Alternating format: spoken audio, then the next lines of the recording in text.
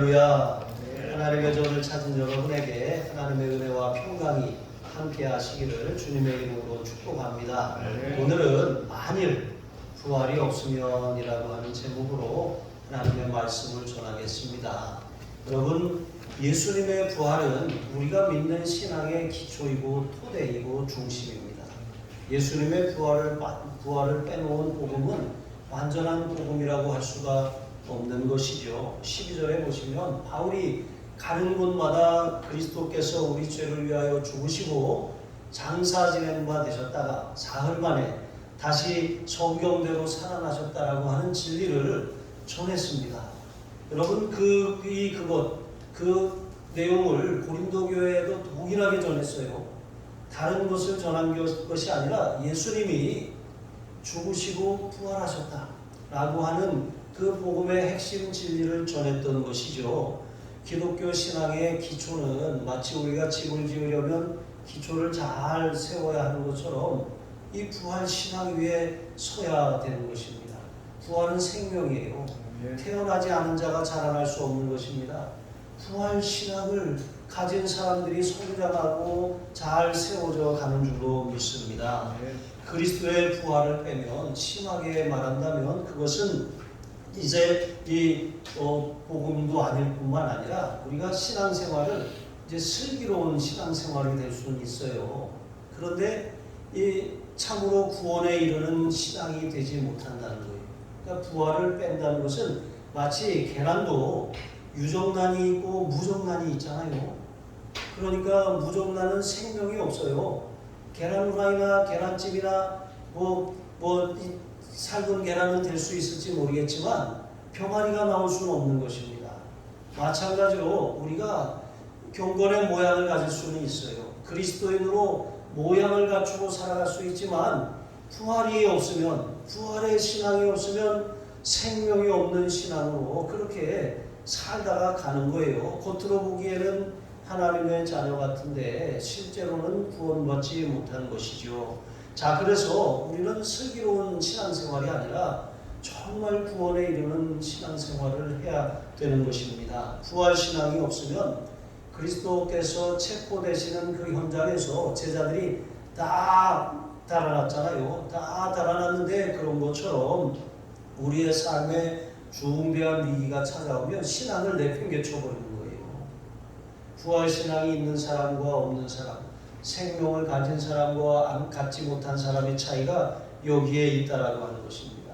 그러나 부활신앙을 가진 사람들은 인생의 위기 앞에서 그 신앙의 참됨이 드러나는 것입니다. 여러분의 신앙은 어떻습니까? 시련과 환난을 잘 통과했는데 마치 지푸라기로 지은 집처럼 불이 확 지나가니까 다 터버리고 재만 남은 사람이 있는가 하면 불이 확 지나가니까 그 믿음이 금과 같이 반짝반짝 빛나는 그런 신앙인이 되어야 하지 않겠습니까? 그런데도 고린도 교인들 가운데는 이제 부활이 없다고 말하는 사람들이 있었어요. 부활이 없다는 것은 죽은 자가 다시 살지 못한다고 말하는 것이죠. 헬라인들은 이 육체라고 하는 것은 죽으면 죽음과 함께 그 용도가 다 폐기된다고 생각했어요. 그러니까 영혼만이 계속 존재한다고 여겼기 때문에 어차피 이 육신은 썩어 없어질 몸이니까, 그러니까 우리가 육신의 즐거움을 위해서, 쾌락을 위해서 마음껏 살아도 된다고 생각했던 것입니다. 그래서 이 헬라 문화권에 굉장히 성적인 타락과 부패가 심각했었던 이유가 그 몸이라고 하는 것은 장래를 위해서 심는 것이라고 하는 사실을 알지 못했기 때문에 그렇습니다. 몸은 우리의 혼과 영과 연결이 되어 있어요. 일체인 것입니다. 우리가 전인적으로 건강해야 되지, 몸은 썩어 없어질 껍데기니까 우리가 함부로 살아도 되고 관리하지 않아도 되고 돌보지 않아도 되고 불의의 병기, 죄의 병기로 써도 된다고 생각하는 것은 큰 오산이라고 하는 것입니다. 여러분, 부활하신 그리스도께서 가장 먼저 게바에게 보이셨습니다. 물론 막달라 마리아와 다른 여인들에게 보이셨습니다. 그런데 게바, 베드로에게 보이셨다라고 하는 것을 강조한 이유가 무엇입니까? 그것은 베드로가 수제자잖아요. 여인들이 하는 말을 듣고도 제자들이 믿지 않았어요.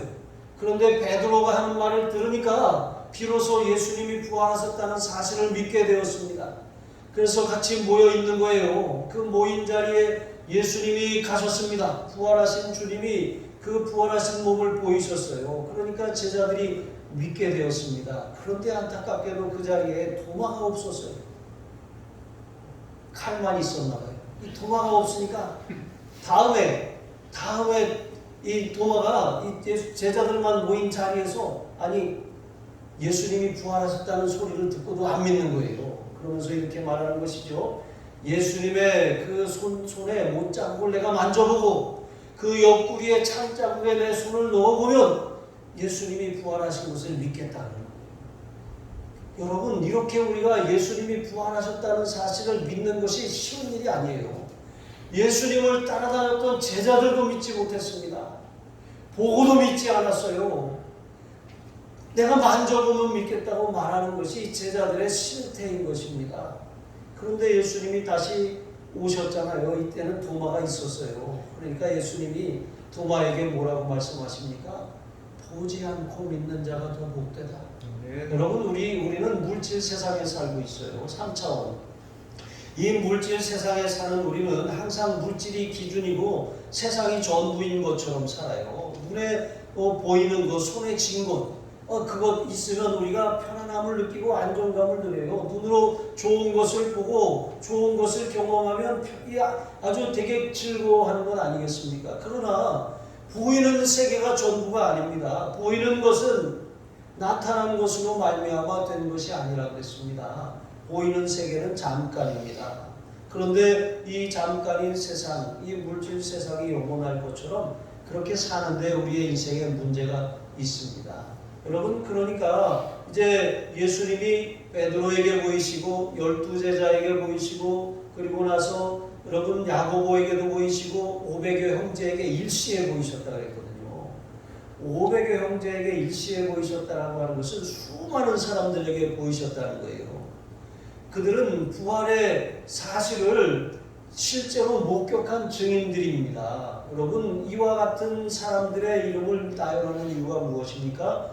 부활은 실제하는 역사적 사실이라고 말씀하고 있는 것입니다. 그런데 많은 사람들이 믿지 못해요. 바울도 그것을 믿지 못해서 그리스도인들을 잡아가두고 핍박하는 그런 대적자였습니다. 그러나 부활하신 주님이 다메섹으로 가는 길에 빛으로 그에게 찾아오셨어요. 그러니까 바울이 그러잖아요. 만삭되지 못하여 난 자 같은 내게도 부활하신 주님이 마지막으로 자신에게 보이셨다고 말씀하고 있는 것이죠. 여러분, 예수님이 그 육체로 부활하신 것을 보이신 것이 바울에게 이제 그 사도들 가운데 마지막이라고 말씀하는 거예요. 여러분, 그런데 예수님이 그 부활하시고 나서 승천하셨잖아요. 하늘 보좌 우편에 앉아 계시잖아요. 그러면 우리는 예수님의 그 부활하신 몸을 볼 수는 없어요. 하지만 예수님이 성령으로 우리 안에 들어오셨잖아요. 우리는 눈으로 보지 않지만 이제 우리 안에 계심을 확신하고 믿는 사람들이 된 것입니다. 우리가 그래서 성령을 받으면 이 권능을 받고 또 담대하게 복음의 증인이 될 수 있는 것입니다.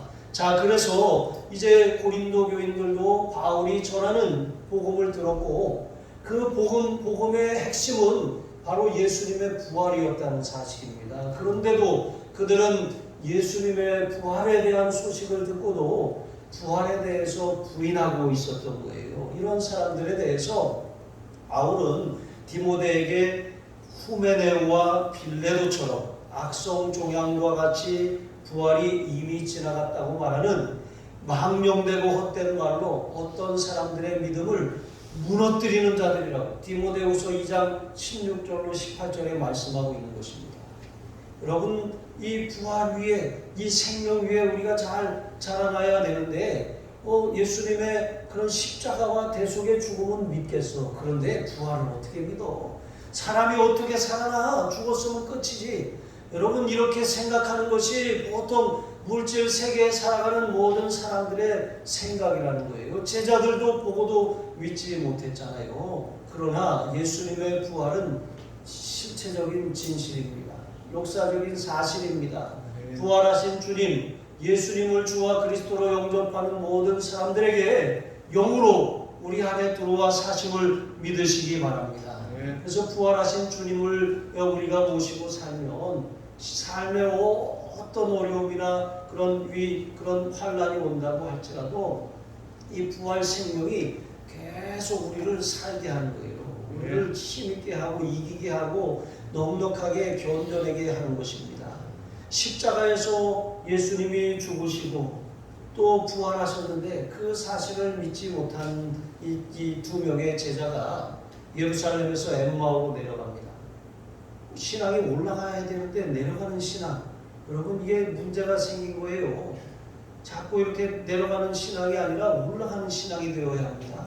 이렇게 내려가는 이 사람들의 마음 가운데는 절망이고 죽음의 공포와 아무런 희망도 없는 거예요. 우리가 예수님이 메시아로서 이스라엘을 구원할 자로 바랐다고 하는 것입니다. 그러나 예수님이 무기력하게 당국자들의 손에 죽임을 당하는 것을 보고서 이제 다 끝났구나, 아무 소망도 없구나, 죽음이 끝이구나, 그냥 의롭게 저분이 죽으셨을지는 모르겠지만 그렇게 끝이 나고 말았구나, 이렇게 여겼던 거예요.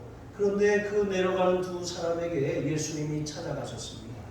그리고 이렇게 말씀하십니다. 미련하고 선지자들이 말한 모든 것을 마음에 더디 믿는 자들이요, 그리스도가 이런 고난을 받고 자기의 영광에 들어가야 할 것이 아니냐, 이렇게 말씀을 하시고 모세와 모든 선지자의 글로부터 시작해서 모든 성경에 자기에 관하여 예수님에 대해서 그렇게 기록한 것을 자세히 설명해 주셨습니다.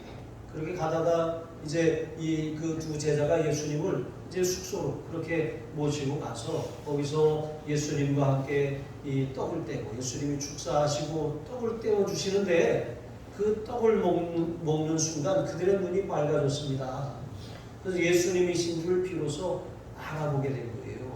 여러분, 우리가 육신의 눈으로만 바라보면 부활하신 주님을 우리가 알 수가 없어요. 그러나 믿음의 눈으로 바라보면 부활하신 주님이 실제로 살아계시구나, 그 부활하신 주님이 내 안에 계시구나, 나와 함께 하시는구나 하는 사실을 우리가 경험하게 된다는 거예요. 보고도 믿지 못하는 그런 제자들의 모습이 이제는 실제로 이 주님을 보게 되는 것, 여러분 우리의 눈이 열려야 되는 것입니다. 주님, 내 눈을 열어서 부활하신 주님을 보게 하여 주시옵소서. 주님, 내 마음의 어두움의 눈을 밝히사 그리스도께서 내 마음에 계심을, 부활하신 주님이 내 속에 살아 역사하심을 알게 하여 주시옵소서. 여러분 기도하시기 바랍니다. 여러분 그렇게 할 때 우리가 부활하신 주님과 함께 살아갈 수 있는 것입니다. 두 번째로, 죽은 자의 부활이 없다면 우리가 믿는 것이 다 헛것이에요. 헛것. 그러니까 헛된 것을 쫓는 것이다라고 하는 것이죠. 13절로 17절에 보시면 만일 죽은 자의 부활이 없다면, 그러니까 죽은 자가 다시 살아난 일이 없다면 그리스도께서도 다시 살아나지 못하실 것이라고 말씀하고 있는 것입니다. 그러니까 죽은 자의 부활을 믿지 않는다는 것은 그리스도의 부활을 거부하는 것과 같다는 거예요. 그러면 어떤 일이 벌어지느냐? 바울이 전하는 그 전파하는 내용이 다 헛것이라는 거예요. 그러면 그것을 듣고 믿게 된 사람들의 믿음도 헛것이 된다는 거예요. 그럼 바울도 헛것을 전하고 헛것을 헛개비를 믿게 했으니까 이제 그 바울이 거짓 증인이 된다라고 하는 것이죠. 그러나 여러분, 고린도전서 15장 3절과 4절 앞에서 바울이 고린도 교회에 무엇을 전했다고 했습니까? 그가 전파한 것이 바로 그리스도의 죽으심과 부활입니다. 그리스도의 죽으심과 부활을 분명히 전했는데 그리스도의 부활이 없다고 말하는 것은 이제 알맹이를 싹 빼버리는 것이잖아요. 그러니까 그렇게 해서 그들의 믿음이 헛것이 되었다라고 하는 것이죠. 로마서 10장 13절로 15절에 보시면 누구든지 주의 이름을 부르는 자는 구원을 받으리라. 그런즉 그들이 믿지 않은 이를 어찌 부르리요, 듣지도 못한 이를 어찌 믿으리요, 전파하는 자가 없이 어찌 들으리요. 보내심을 받지 아니하였으면 어찌 전파하리요. 기록된 바 아름답도다. 좋은 소식을 전하는 자들의 발이요 함과 같으니라. 그러니까 여러분, 전파하는 자가 있었기 때문에 들었어요.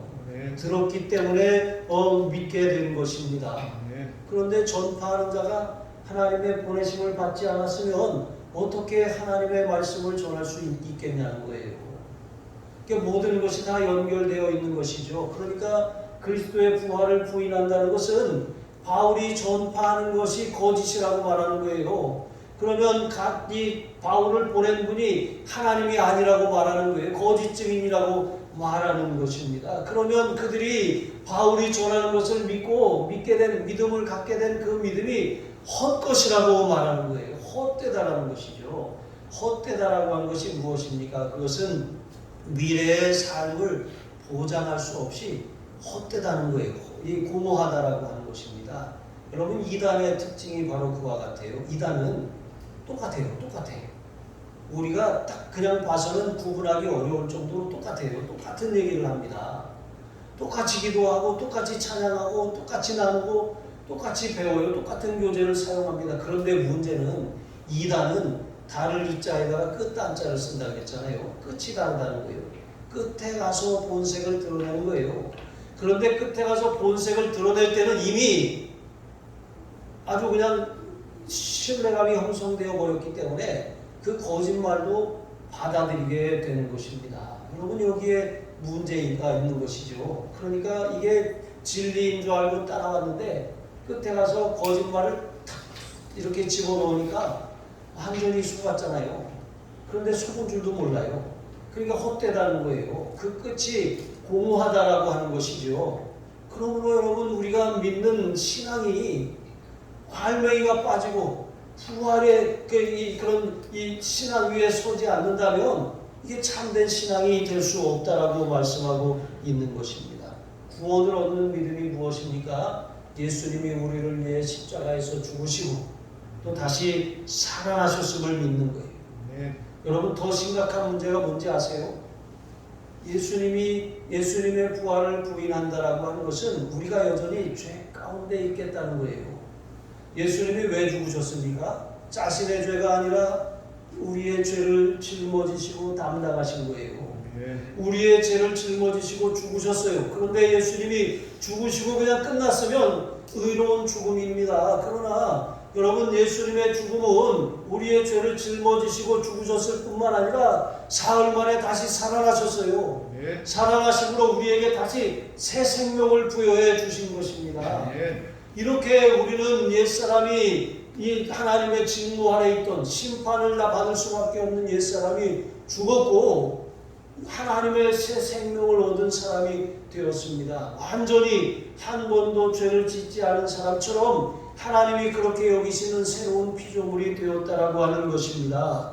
그러므로 우리는 이제 더 이상 죄 가운데 사는 사람이 아니에요. 우리의 죄 문제가 해결된 사람들입니다. 그러니까 예수님이 부활하셨다는 사실을 믿는다는 것은 우리의 죄가 처리되었다는 것을 믿는다는 거예요. 여러분, 인간의 범죄로 이 세상에 죄가 들어왔잖아요. 죄와 함께 들어온 게 무엇입니까? 그게 사망이에요. 사망 권세. 이 사망 권세가 들어와서 이 사망이 세상을 정복하고 다스리는 거예요. 여러분, 사망의 권세 아래 매여 있지 않은 사람은 하나도 없어요. 그래서 모든 사람이 죽는 것입니다. 모든 사람이 죽는데 이것은 육체의 죽음뿐만 아니라 나중에 영원한 죽음, 둘째 사망에 이르게 하는 것이죠. 마귀가 그것을 꽉 잡고 있는 것입니다. 그렇게 우리가 그런 범죄함으로 들어온 사망으로 말미암아 모든 사람이 죽는데 히브리서 9장 27절에 보시면 한 번 죽는 것은 사람에게 정하시는 것이요 이후에는 심판이 있으리니 말씀하신 것처럼 여러분, 한 번 죽고 끝나면 좋겠죠. 그러나 그것이 끝이 아니라 둘째 사망이 기다리고 있습니다. 심판을 받아서 둘째 사망, 영원한 불못에 던져지는 것입니다. 모든 인간은 육체의 죽음을 피할 수 없어요. 그런데 우리가 이 땅에 사는 날 동안 예수님을 영접하지 않으면 육체의 죽음뿐만 아니라 둘째 사망에 이르게 된다는 거예요. 둘째 사망은 하나님과 완전히 영원히 단절되는 거예요. 완전히 단절되어서 영벌을 받게 되는 것이죠. 여러분, 그러므로 예수님이 부활하시지 않았다면 우리의 죄가 처리되지 않고 남아있는 것이고, 예수님이 부활하셨다는 것을 믿는다면 우리의 죄가 사해졌을 뿐만 아니라 그 죄와 함께 들어온 사망 권세가 우리에게서 더 이상 지배력을 행사할 수 없게 되었다는 거예요. 패배되었다는 거예요. 그러니까 그 죄로 말미암아 우리가 정죄를 당하고 죄로 말미암아 심판받아서 둘째 사망의 해를 받지 않게 된다는 것이죠. 그래서 우리가 이 믿는 자는 영생을 가졌습니다. 우리의 그런 이 상태가 어떠합니까? 우리는 사망에서 생명으로 옮겨진 사람들이에요. 심판에 이르지 않는 것입니다. 왜냐하면 우리가 영생을 얻었기 때문에 그런 것이죠. 예수님을 영접한 사람들은 우리 죄에 대해서 죽을 몸, 우리의 죄에 대해서 예수님이 짊어지시고 죽으셨잖아요. 죄가 사해졌어요. 그래서 우리의 몸은 죽어요. 죽습니다. 그러나 우리가 예수님을 영접한 순간 우리 영이 살아났어요. 부활했습니다. 이 하나님의 생명을 가졌어요. 이 생명을 가진 사람들은 마지막 날, 주님이 재림하시는 날, 이 호령과 천사장의 소리와 그런 나팔 소리로 말미암아 이제 이 주님이 재림하실 때, 여러분, 그때 우리의 몸이 부활하는 거예요. 신령한 몸을 입게 되는 것이죠. 자, 그렇다면 안 믿는 사람들은 부활 안 하나? 안 믿는 사람들도 부활해요. 그러나 안 믿는 사람과 믿는 사람의 차이가 무엇입니까? 믿는 사람들은 생명의 부활로 나아가고, 안 믿는 사람들은 사망의 부활로 나오는 거예요. 그러니까 믿는 사람들에 대해서는 사망했다 이렇게 말하지 않고 잠잔다라고 말하는 거예요. 하지만 믿지 않고 죽은 사람들에 대해서는 사망했다라고 말하는 것이죠. 믿음으로 그렇다는 것입니다. 우리는 이 사망, 그러니까 하나님과 완전히 죽음으로 단절되는 것이 아니라 살아있는 동안 하나님의 생명을 받았기 때문에 우리가 죽지만 주님의 그런 재림과 함께 우리가 신령한 몸으로 다시 덧입게 되어서 영원한 천국에서 영생을 누리며 살게 된다는 것입니다. 그래서 바울은 예수는 우리가 범죄한 것 때문에 내준이 되고 또한 우리를 의롭다 하시기 위하여 살아나셨느니라 라고 로마서 4장 25절에 말씀하고 있는 것입니다. 이것이 바로 우리 그리스도인들이 얻게 된 그런 축복입니다. 반대로 불신자들이 이 세상에 사는 날 동안 예수님을 믿지 않고 죽으면 어떻게 됩니까? 오직 무서운 마음으로 심판을 기다리는 것과 대적하는 자를 태울 맹렬한 불만이 있으리라. 여러분, 이것이 엄청난 그런 차이라고 하는 것이죠. 그러므로 예수님의 부활을 믿는다는 것은 우리가 하나님의 생명을 얻어서 영원한 천국에 들어간다는 것이고, 부활을 믿지 않는다는 것은 내가 죄 가운데 여전히 살다가 하나님과 상관없이 살다가 영원히 하나님과 단절되어서 영원한 고통을 당하며 영원한 지옥 형벌을 받겠다는 것입니다.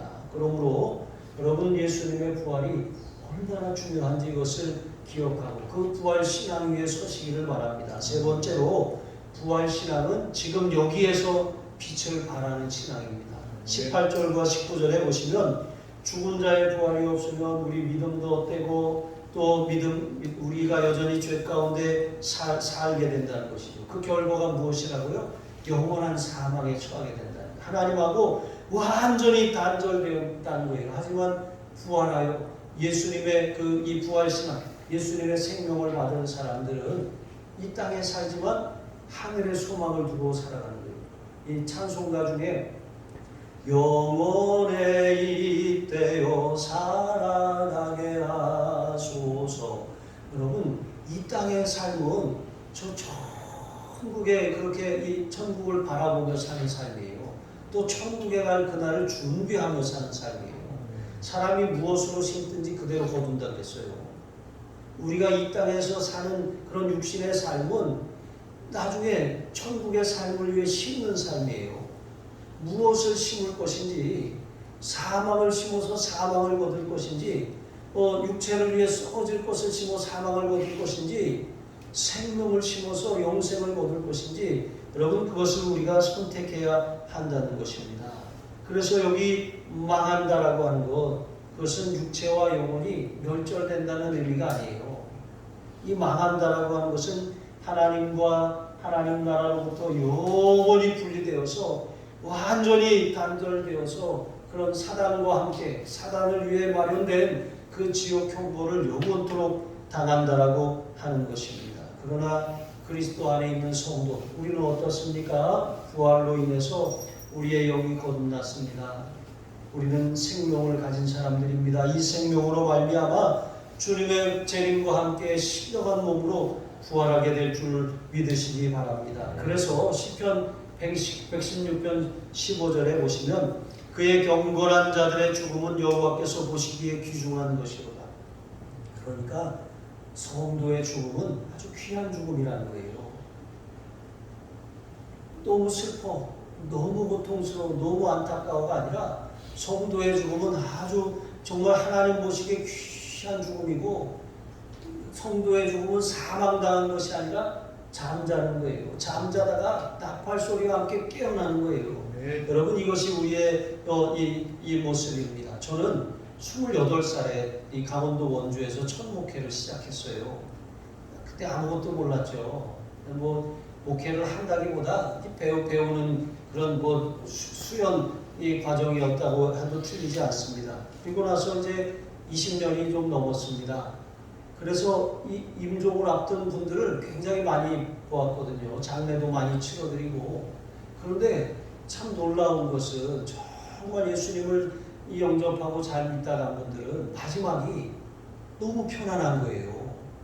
얼굴이 정말 그 편안함을 안 믿는 자식들이 느낄 정도예요. 그래서 이렇게 말해요. 목사님 감사해요. 우리 어머니 편안하게 천국 가셨네요. 여러분 그 시험이 들어서 교회를 한참 안 나오다가 이렇게 다시 아프던 몸이 병이 재발이 돼가지고 병원에 그 중환자실에 입원하신 분이 계셨어요. 그래서 오늘 내일 막 하시니까 따님이 전화를 했어요. 목사님 우리 어머니 신방 좀 해주세요. 돌아가실 것 같아요.